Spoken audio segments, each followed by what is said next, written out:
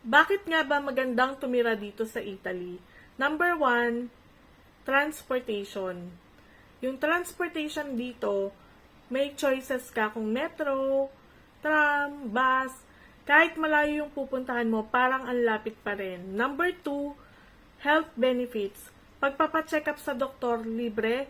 Kung sakaling dalhin kami sa emergency at may nangyari sa amin, libre.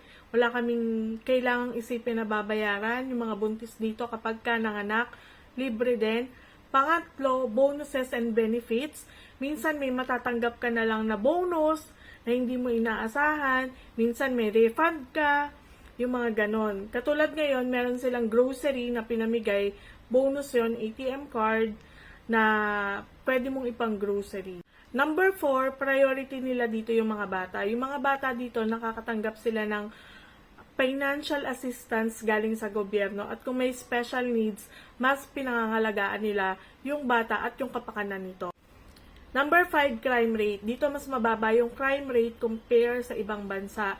Hindi ka matatakot dito na maglakad sa gabi at yung iisipin mo na baka may sumusunod sa'yo or baka na lang biglang may humatak sa'yo at isakay ka sa van. Dito wala akong ganong issue na narinig.